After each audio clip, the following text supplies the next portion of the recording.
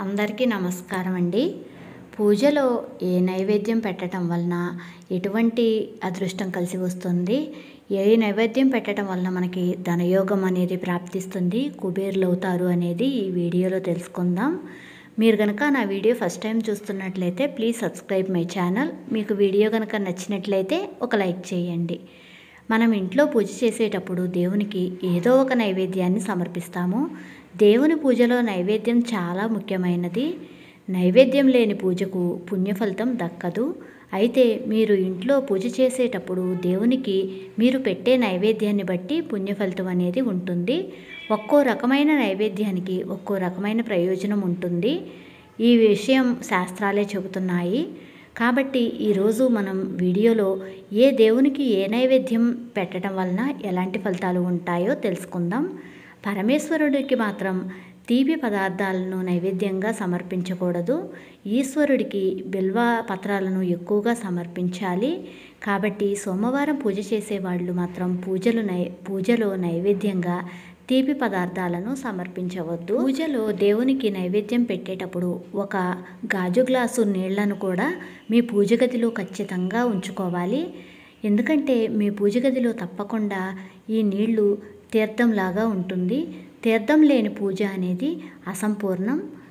రోజు ఇంట్లో పూజ చేసేవాళ్ళు దేవుని పూజలో బెల్లం ముక్కను పెట్టినా సరే దేవుడు సంతోషించి మీరు ఏది కోరుకున్నా సరే అది ఖచ్చితంగా నెరవేరుస్తాడు. మీ పూజలో నైవేద్యంగా పంచదార పెడితే మీ ఇంట్లో ఉన్న పిల్లలకు ఎటువంటి నరదృష్టి తగలకుండా ఎల్లప్పుడూ ఆరోగ్యంగా ఉంటారు. పటిక బెల్లం గనక నైవేద్యం పెట్టినట్లయితే 7 తరాల ఐశ్వర్యం కలిసి వస్తుంది. లక్ష్మీదేవికి ఎక్కువగా తీపి పదార్థాలంటే చాలా ఇష్టం. కాబట్టి ఎవరైతే ఆర్థిక ఇబ్బందులతో బాధపడుతున్నారో, అప్పులు తీర్చలేక ఇబ్బంది పడుతున్నారో అలాంటి వారు ప్రతి శుక్రవారం రోజున లక్ష్మీదేవి ఫోటోకి గులాబీ పూలతో అలంకరించి ఇంట్లో పూజ చేయండి. శుక్రవారం రోజు పూజ చేసేటప్పుడు లక్ష్మీదేవికి నైవేద్యంగా పరమాన్నాన్ని నివేదించండి. ఆ పరమాన్నం కూడా ఆవు పాలతో చేసినట్లయితే చాలా మంచిది. 4 శుక్రవారాల పాటు అమ్మవారికి పరమాన్నం సమర్పిస్తే మీ జీవితంలో ఉన్న ఆర్థిక ఇబ్బందులన్నీ తీరిపోతాయి. అష్టైశ్వర్యాలను, ఆయురారోగ్యాలను అమ్మవారు ప్రసాదిస్తారు. మీ కుటుంబం పైన ఎల్లవేళల లక్ష్మీదేవి యొక్క అనుగ్రహం తప్పకుండా ఉంటుంది.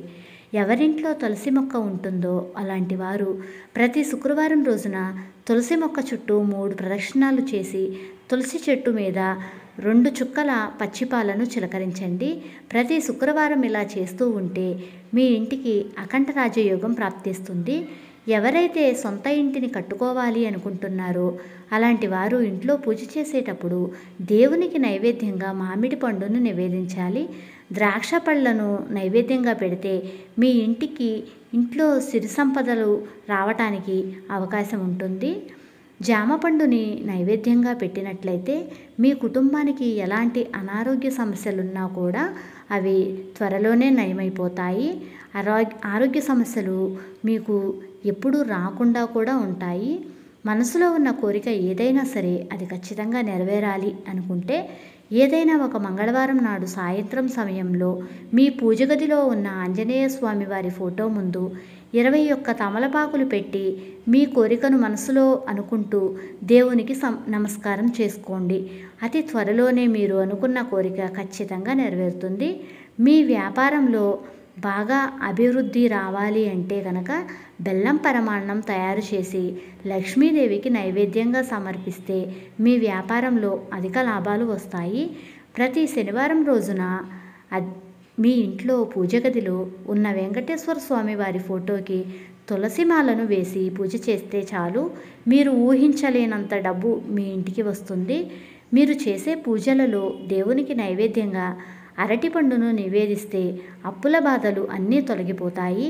అలాగే కొబ్బరికాయను నైవేద్యంగా పెడితే ఇంట్లో ఆర్థిక ఇబ్బందులే ఉండవు. పులిహారను గనక నైవేద్యంగా పెట్టినట్లయితే మీ భర్త యొక్క ఆదాయం విపరీతంగా పెరుగుతుంది. సపోటా పండును నైవేద్యంగా పెట్టినట్లయితే వివాహంలో ఆటంకాలు లేకుండా ఉంటాయి. వివాహం కాని వారికి తొందరగా వివాహం కావాలి అనుకుంటే, భార్యాభర్తల మధ్య గొడవలు లేకుండా ఉండాలి అంటే నేరేడ పండ్లను నైవేద్యంగా పెట్టినట్లయితే మీకు జాతకంలో ఉన్న దోషాలన్నీ పోయి భార్యాభర్తల మధ్య సఖ్యత, అలాగే వివాహ కార్యాలు కూడా జరుగుతాయి. జాతకంలో ఉన్న దురదృష్టం మొత్తం పోయి అదృష్టంగా మారుతుంది. ఏలినాటి శని దోషాలన్నీ కూడా తీరిపోతాయి. పనసపండును గనక నైవేద్యంగా పెట్టినట్లయితే స్త్రీలకు దీర్ఘసుమంగళి ప్రాప్తి వర్ధిస్తుంది. పూజలో మీరు పెట్టిన నైవేద్యాన్ని పూజ పూర్తయిన తర్వాత ఇంట్లో ఉన్న ప్రతి ఒక్కరూ ప్రసాదంగా స్వీకరించాలి. వీలైతే ఆ నైవేద్యాన్ని అందరికీ పంచిపెట్టండి. దేవునికి నైవేద్యాన్ని ఇతరులకు పంచటం వల్ల పూజ చేసిన వాళ్ళకి రెట్టింపు పుణ్యఫలితం లభిస్తుంది. మీరు చేసే పూజలలో దేవుడికి నైవేద్యం పెట్టేటప్పుడు నైవేద్యం మీద నీళ్లు చిలకరించి దేవునికి హారతి ఇవ్వాలి. బయట కొన్న వంటకాలు మాత్రం దేవునికి నైవేద్యంగా పెట్టకూడదు. నైవేద్యం పెట్టిన తర్వాత తప్పనిసరిగా హారతి ఇవ్వాలి. ఇంట్లో పూజ చేసిన తర్వాత ఒక 5 నిమిషాల పాటు పూజ గది నుండి వచ్చేయాలి.